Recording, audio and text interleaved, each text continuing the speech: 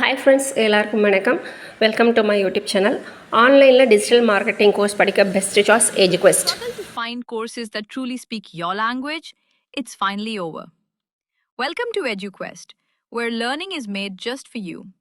At EduQuest, we bring you a wide range of online courses, from career building programs to skill boosting masterclasses, all in your regional language.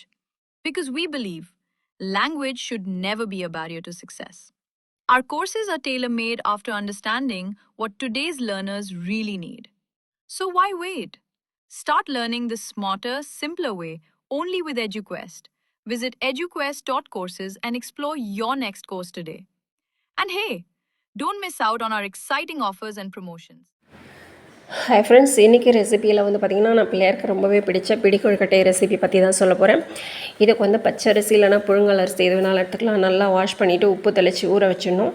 அதுக்கப்புறமா இந்த மாதிரி வெறும் வாணலியில் எடுத்து நல்லா வறுத்துக்கணும். மீடியமாக தீய வச்சுட்டு எல்லாமே நல்லா ஈவனாக வறுக்கணும். கைவிடாமல் கிளறிட்டே இருக்கணும், இல்லைனா ஒன்று ஒன்று தீஞ்சு போயிடும். ஸோ இந்த அளவுக்கு எல்லாமே எல்லா அரிசியும் பொரியிற அளவுக்கு நல்லா வறுத்து எடுத்துக்கணும். அடுத்து பார்த்திங்கன்னா கருப்பு எள், வெள்ளை எள் எது வேணாலும் எடுத்துக்கலாம். நான் வெள்ளை எள் எடுத்திருக்கேன். அதையும் ரொம்ப வறுக்கக்கூடாது. லேசாக படப்படன்னு பொரியும், அந்தளவுக்கு வறுத்தா போதும். அடுத்து தேங்காய் இது எல்லாமே தேங்காய் நெய் இருந்தால் போட்டு வறுத்துக்கலாம். நான் வெறும் வானிலையிலே வறுத்துக்கிறேன். நெய் போட்டால் ரொம்ப டேஸ்ட்டாகவும் வாசனையாகவும் இருக்கும். தேங்காயும் ரொம்ப வறுக்கக்கூடாது. இந்த பச்சை நீர் அந்த போகிற அளவுக்கு வறுத்தா போதும். அடுத்து பார்த்திங்கன்னா இந்த பொரியரிசி இருக்கு இல்லையா, நல்லா ஆறின பிறகு மிக்சியில் போட்டு நல்லா நைஸாக அரைச்சி எடுத்துக்கணும். ரொம்பவும் மாவு மாதிரி இருக்கக்கூடாது, ரொம்ப கொரப்பாக இருக்கக்கூடாது. மாவு மாதிரி இருந்தால் குழன்னு இருக்கும். ரொம்ப கொரப்பாக இருந்தால் பிடிக்க வராது, உதிர்ந்து போகும். சாப்பிடும்போது ரொம்ப நொறுன்னு இருக்கும்.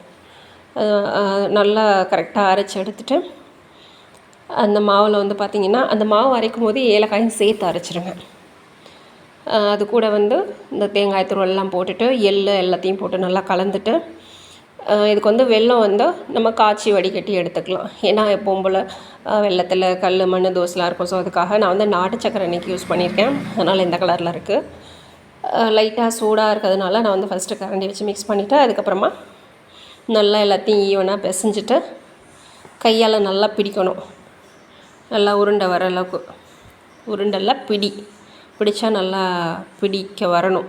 உதிர்ந்தும் போகக்கூடாது, ரொம்ப ஒரு மாதிரி இருக்கக்கூடாது, ரொம்ப தண்ணியாகவும். கரெக்டாக இந்த பதத்துக்கு பார்த்திங்கன்னா சூப்பராக வந்துச்சு. இதே மாதிரி எல்லாத்தையும் பிடிச்சிட்டு இட்லி குண்டானில் வச்சு கரெக்டாக ஒரு 10 நிமிஷம், அது கம்மியாக எடுத்தோன்னா வேகாது. 10 நிமிஷத்துலேருந்து ஒரு 15 நிமிஷம் வரைக்கும் வேக வச்சு எடுத்துட்டோம்னா ரொம்ப சூப்பரான கொழுக்கட்டை ரெடி. நாங்கள் இன்றைக்கி பிள்ளையாருக்காக கொழுக்கட்டையும் மாவிளக்கும் ரெடி பண்ணியிருக்கோம். ஸோ பாருங்கள், சூப்பராக கொழுக்கட்டையும் ரெடி ஆகிடுச்சு. அவ்வளோதான். என்னது கொஞ்சம் கொரப்பாக இருந்ததுனால கொழுக்கட்டையெல்லாம் லேசாக வெந்திருக்கு பாருங்கள். இதுவும் செஞ்சுருக்கோம், மாவிளக்கும் செஞ்சுருக்கோம். எங்கள் ஊரில் இன்றைக்கி சாமி ஊர்வலம் வர்றதுனால பிள்ளையாருக்காக மாவிளக்கும் கொழுக்கட்டையும் செஞ்சுருக்கோம். என்னோடய இந்த ரெசிபி உங்களுக்கு ரொம்பவே பிடிச்சிருந்துச்சுன்னா லைக் பண்ணுங்கள், ஷேர் பண்ணுங்கள், அண்ட் மறக்காமல் என்னோடய சேனலை சப்ஸ்கிரைப் பண்ணிக்கோங்க. Thank you friends. Thank you for watching.